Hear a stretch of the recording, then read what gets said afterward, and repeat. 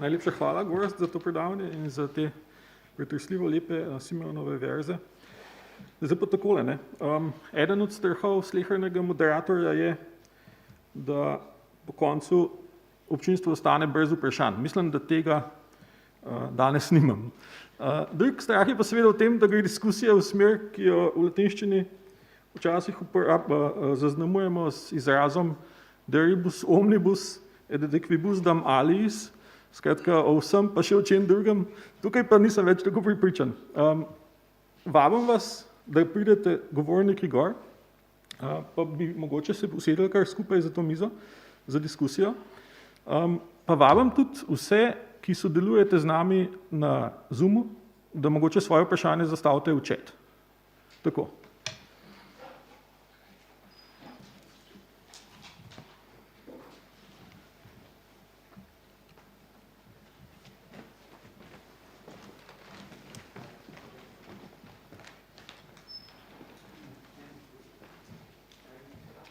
A imamo kakšen mikrofon?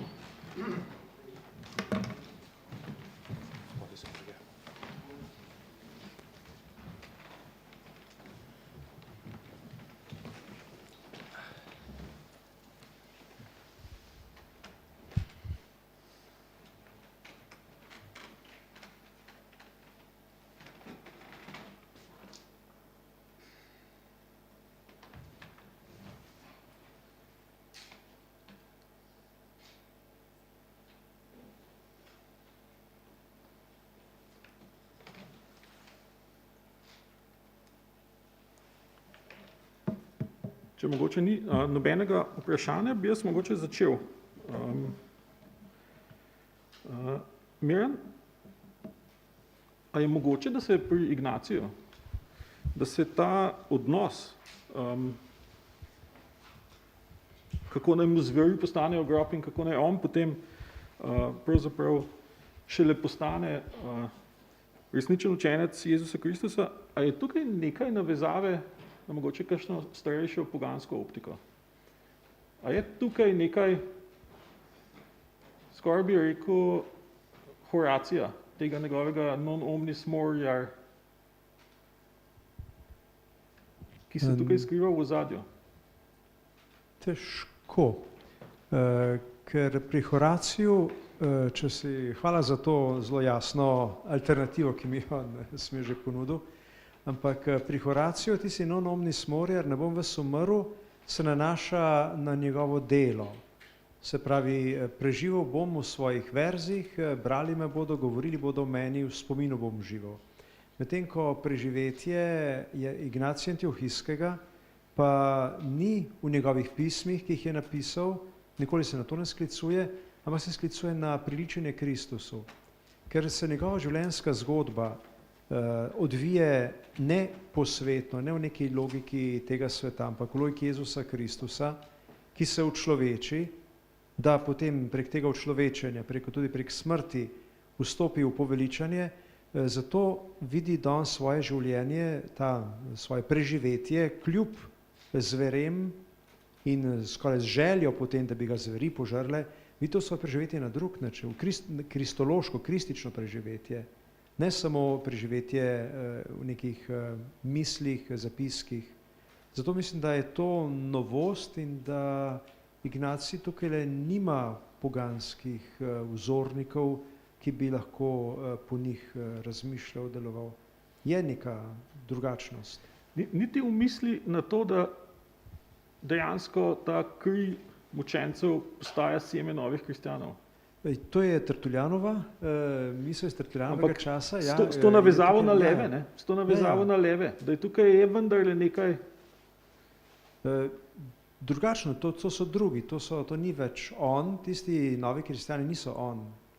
Zaradi njega postanejo kristjani, ampak on živi ne samo v teh novih kristjanih, ki bodo zaradi njega prišli v nekem novem rodu. On ni samo oče novih vernikov, ampak je tudi on sam živi v Kristusu, ker je zedinjen z njim. Živi to Kristusovo eksistenco. Zato mislim, da to je novost, ni popolne analogije z poganstvom. Hvala.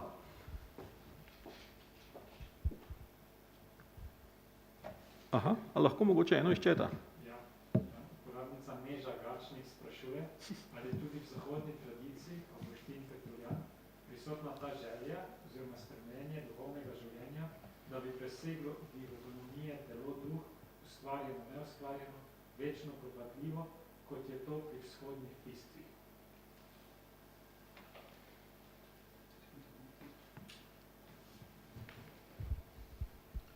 Ja, hvala.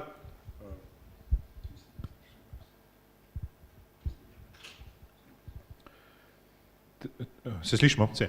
Mislim, da je Tertullianova antropologija, če tako rečemo, eden izmed prvih poskusov res malo večje schematizacije na Zahodu. Pri Ireneju še ne moramo govoriti o neki bolj premišljeni ali pa sistemski antropologiji. Je temeljno zaznamovana bolj s prepletom po eni strani biblične misli, gotovo, po drugi strani pa filozofskih vplivov na, predvsem stoicizma. In pa ne nazadnje, res nasprotovanju, je pogojena z nasprotovanjem raznim heterodoksnim skupinam, če temu tako lepo rečemo.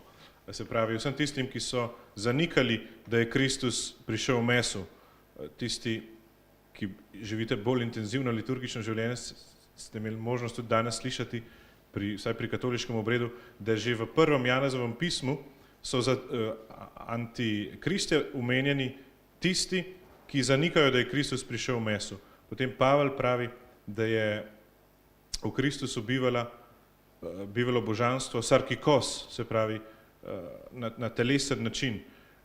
In gotovo... Somatikos, pardon, tako je, ne sarkikos. Somatikos. Se pravi, Tertullian gre gotovo v bran temu bibličnemu razodetju in v nasprotovanju raznim gnostičnim tendencam. Gotovo je bilo nekaj tega tudi na vzhodu, ampak če, recimo, ko je bila omenjena delitev na ustvarjeno in neustvarjeno, ki je značilna recimo predvsem za Kapadočane, gre tam za čisto en drugačen, po moje, filozofski kontekst. Tertullian deluje v drugačnem kontekstu. Po drugi strani je pa res, da gre lahko pa potegnemo vseeno neko usporednico, in to tudi sematični pregledi, recimo zgodnje krščanske teologije omenjajo, da je gotovo krščanstvo uspelo z nekim bolj holističnim pogledom, ali pa da so, kot recimo grštvo, se pravi, da dojema človeka bolj enotno in bolj povezano, ker je v temelju pač biblično besedilo, mogoče. To je nekaj mojega razmisleka, če ima mogoče še kdo. Hvala.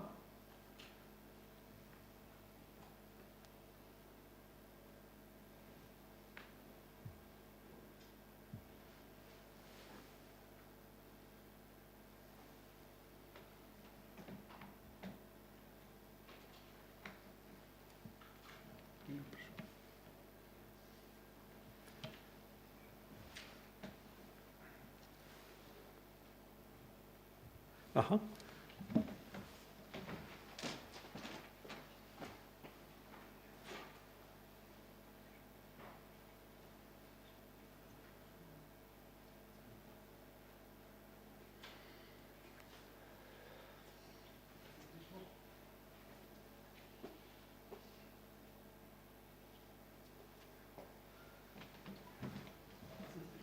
Ne? Spodaj.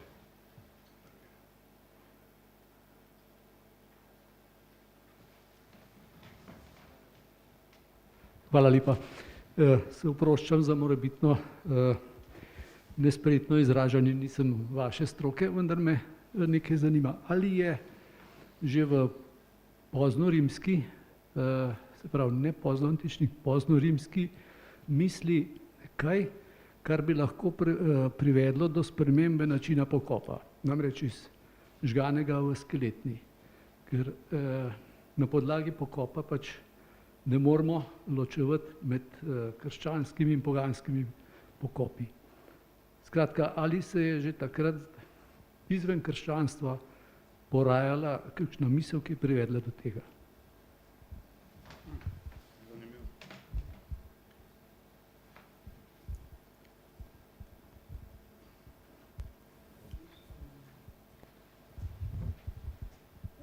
Mislim, da je podobno, kot je krščanstvo prineslo vero v dokaj konkretno življenje, preživetje po smrti, da so se k temu nagibale že tudi nekatere druge misterijske religije in misterijski kulti in da bi to lahko šlo tudi v ta isti kontekst, da stara rimska religija je bila naklonjena žarnemu pokopavanju, medtem ko potem pa je vpliv mnogih teh tudi vzhodnih kultov, krščanstvo je samo močan, recimo čisto drugačen, ampak vedno je tudi prišlo z vzhoda, da je to vplivalo na spremembo pokopavanja. Kaj pa je pravzaprav sprememba v današnjem kontekstu, v Evropi in pa posebej v Sloveniji, da smo vodilni narod po žarnih pokopih, pa vendarle smo še do neke mere, neke malega krščanski. In vendar je tukaj prišlo do velikega zasuka, kljub recimo tistemu slavnemu pismu škofov, ki so svetovali pokopavanje, klasični način pokopavanja humacije, pa na žalah se to niti ne opazi. Se pravi, da sam pokop bolj kaže ne samo najbrž na religiozno pripadnost, ampak tudi na neki zeitgeist, neki duh časa. Ne vem, kaj bi še. Zgodovinari, mogoče se ti, mislim, imel ti, David, kakšno študijo s tem v zvezi s pokopovanjem? Na to temo ne. Ne.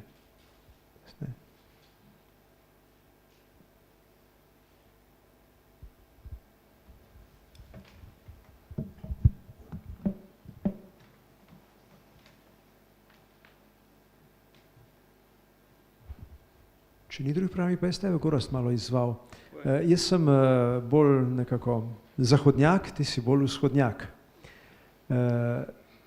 Zizulas je napisal tole, ki si omenil, ravno od maske do osebe, prosopon, tudi to je ena reč, ki tudi mene, moje mišljenje malo izziva, čeprav sem daleč, nisem tak mislec, ampak z veseljem pa razlagam študentom in jih usmerjam na to, da so pozorni na Boetija, ki je prvi poskušal vsaj na neki način dvigniti pojem prosopon, persone, na višjo raven.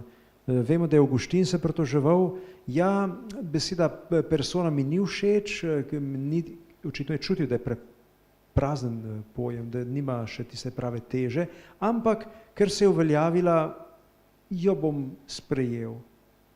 Kljub temu, da ni imela še, ampak Boeti pa poskušajo dvigniti nekako na višjo raven. Vzhod ima drugačno zgodbo. Kaj misliš recimo o tem Boetijevem, ali je Boetijev korak bil tukaj pomemben, ključen, čeprav ne še dokončen, ravno tudi pri tem premikanju od maske do osebe?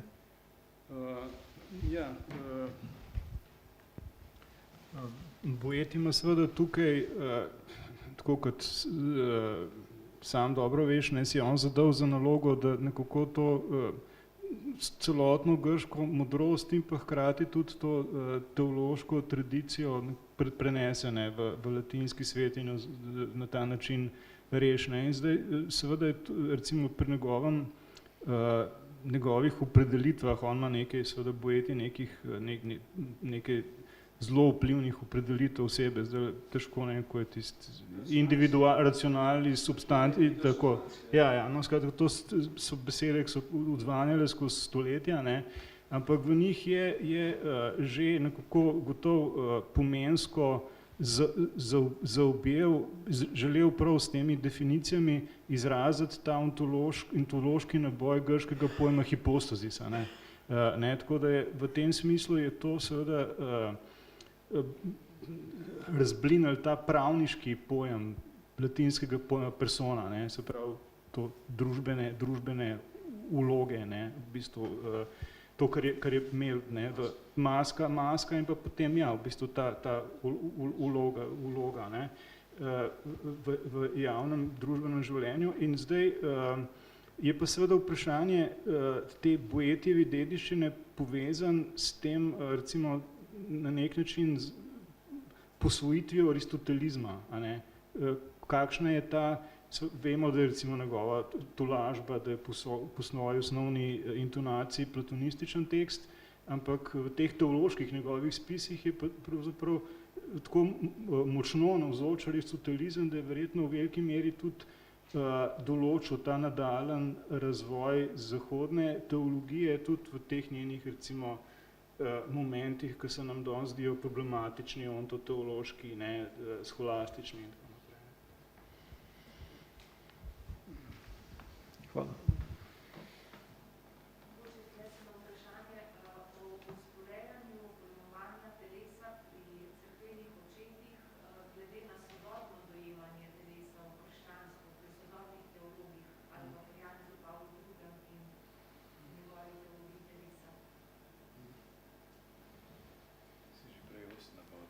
Kaj? Ti si že prej ost na bodu, da smo premalo platonistični. Ja, tudi to je, mislim, da smo premalo platonistični. Ampak ne, mislim, da kar se je res zanimivo, no, jaz nisem kakšen velik poznavalec Janeza Pavla II., ampak bom v bistvu govoril raje o sodobni, nekem zelo pomembnem premiku v pojmovanju telesa in telesnosti, in to je fenomenološka tradicija.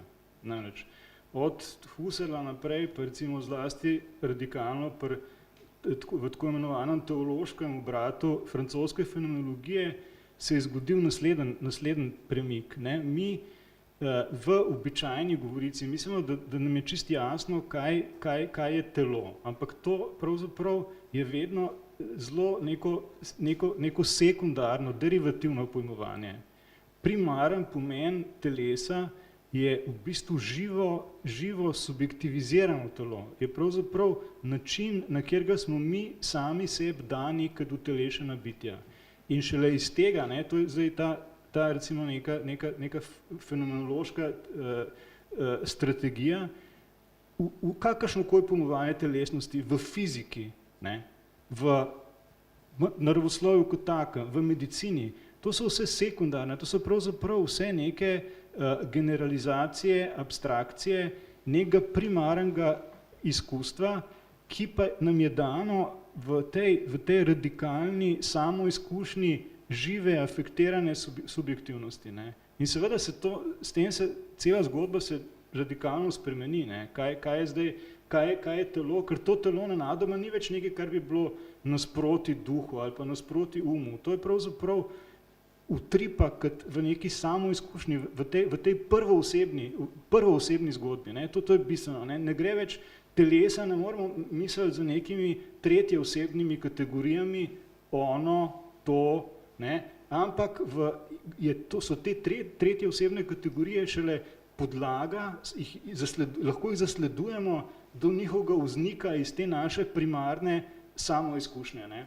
No in zdaj zanimivo je to, so teologi, recimo John Behr, en pravoslavni mislec, je napisal zelo dobro knjigo o Janezovem evangeliju, kjer povezuje prav to, skratka, teologijo Božje inkarnacije, ne, z to moderno fenomenološko premislitvijo telesnosti. Seveda, in s tem pridemo do zelo zanimivih rezultatov, ne, predvsem zato, ker res v svoje branje antičnih tekstov pogosto vnašamo neke kategorije, ki so pravzaprav rezultat neke današnjega časa, Zeitgeista, ne, kot je prej rekel Milan, niso pa ne dane same po sebi, niti jih ne moramo tekstualno dokazati in ne utemeljiti.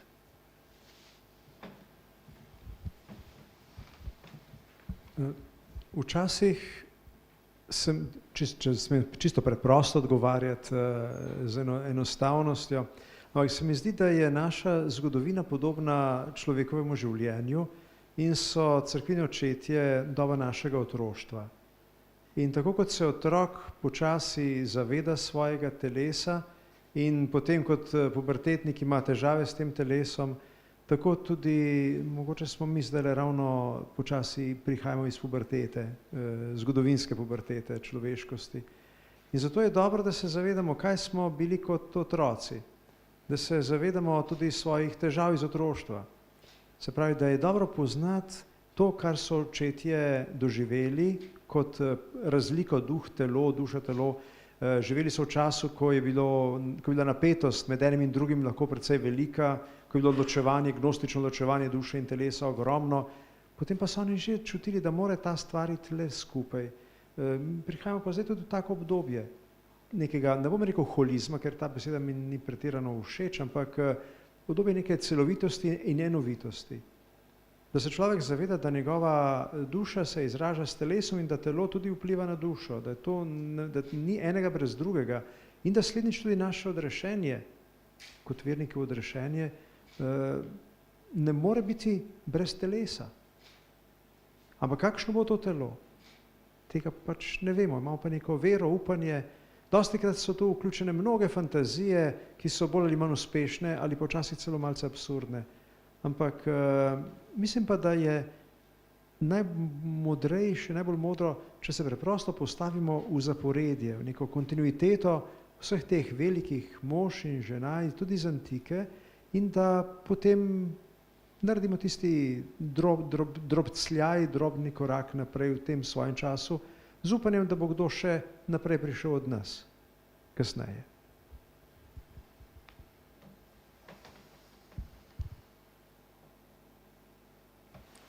Izvolite.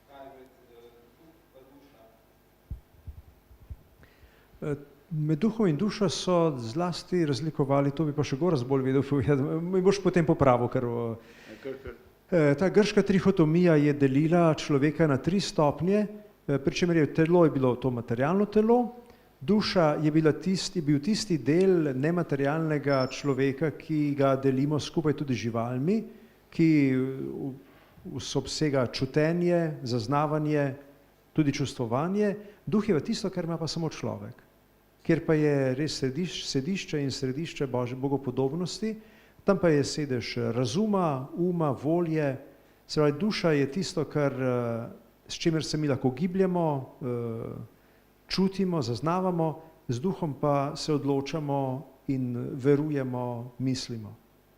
Je pa oboje dostikrat lahko združeno s pojmom duša. Če imamo pa binarno antropologijo, pa tako duh kot duša sodita v dušo ali duha, je to povezano. V tem primeru je tudi kužki in mucke imajo tisto dušo. Ne? Jaz bi sem nekaj v Simonovnu še rekel, nekaj v Simonovnem teologu bi v tej zvezi povedal, namreč to, kar se drži, kar je Miran rekel, je pa nekaj pomembno vedeti, da v bistvu poleg tega recimo trihotomičnega ali pa dihotomičnega razlikovanja je za samo grško tradicijo bilo zelo pomembno razlikovanje znotraj teh miselnih moči med dianojo, se pravi med nekim racionalnim mišljenjem in pa med nusom. Se pravi, nus je pa intuitivna zmožnost nekega globinskega dojemanja, in je za to tradicijo gre to za neko drugačno, čist drugo zmožnost. In zdaj zanimivo je seveda pri krščanskih mislecih je se zastavljalo vprašanje, kaj je zdaj ta duh, ta pnevma, a je zdaj to človeški duh, v tem smislu, kot je Miran zdaj govoril, ali je pa to božanski duh, božji duh, sveti duh. In recimo pri Simonu on izrazito, v bistvu on govori večkrat o tej trihotomiji, ampak v tem smislu, človek, to je seveda zelo radikalen antropološki premik. Integralen človek je sestavljen iz telesa, duše in svetega duha. Ampak prav, svetega duha. To je še takrat, to grško patristično pojmovanje, kjer je sama milost že vključena v koncept človeške narave. Ni tega razločevanja med čisto naravo pa med milostjo, ko se je razvilo v skolastiki, ampak stopa sama Božja milost v bistvu že v koncept narave. In to je recimo pri Simonu je to izrazito poudarjeno. Se pravi, z drugimi besedami, človek ki pravzaprav nima svetega duha, ki ne stopa po poti odrešenja, on v bistvu ni v polni meri človek, ne, sploh on ima zgubljeno človeškost na nek način, ne, to je bistveno.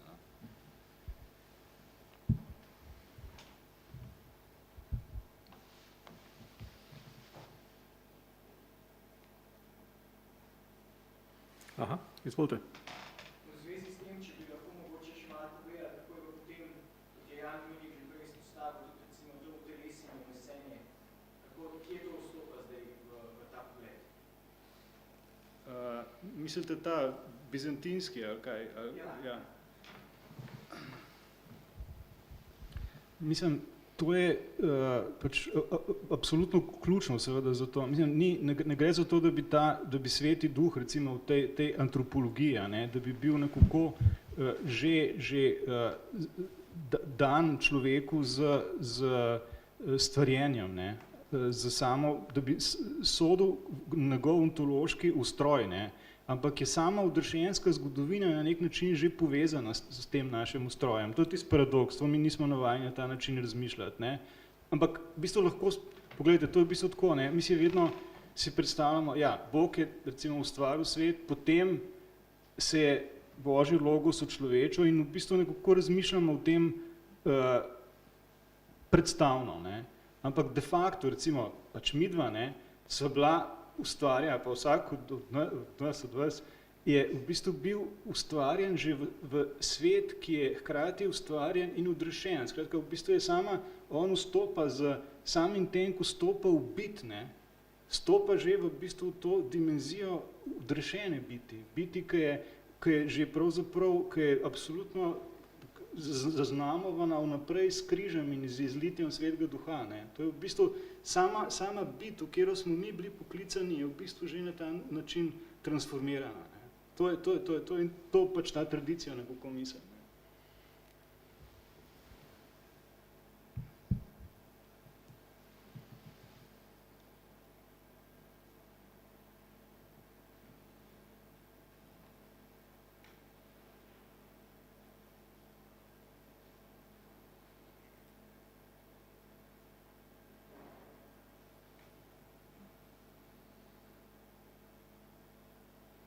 Lahko eno fusnoto, mogoče Jan Dominik, na tole učlovečenje.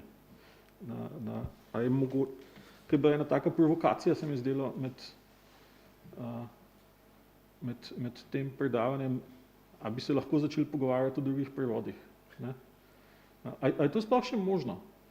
Razmišljam, prišel mi je na misel eno Avguštinovo pismo, kjer Avguštin se mi zdi, da pripoveduje, kako so prevod proroka Jona posodobili v neki cerkvi in kako je tisti novi Hieronimov prevod, mislim, da na nov način prevedel tisti grm, ki je zarasel nad Ninivami. Ja, in da je ljudstvo do te mere pobesnelo v cerkvi, ko se je pojavil nov prevod za grm, da je škofu grozilo, da bo ostal brez ljudstva in da je bil prisiljen prevod vrniti nazaj. A je sploh možno razmišljati o tem, da bi en tak prevod, kot ga imamo, ki je tako centralen v bistvu in v liturgiji in povsod drugod, na nek tako revolucionaren način prenovil? A ni mogoče liturgični čut preveč konzervativen za kaj takega? Jaz mislim, da smo v dobi, ko je treba tudi tudi konzervativni cerkveni jezik absolutno prenoviti, ne. Absolutno so knjige, študije o tem, ne. Mislim, da danes s tem jezikom velikokrat ne dosežemo več src, ne, ali pa misli, ker imamo urejene pač sheme oziroma smo navajeni preveč, ne. Tako da v tem smislu bi tudi to Avguštinovo omembo lahko, ali pa bi samo jo razlagal bolj v smislu nekega absolutno retoričnega pretiravanja, ne. Konec koncev pa, če govorimo o učlovečenju, govorimo o prevedku za enanthropeisis, no?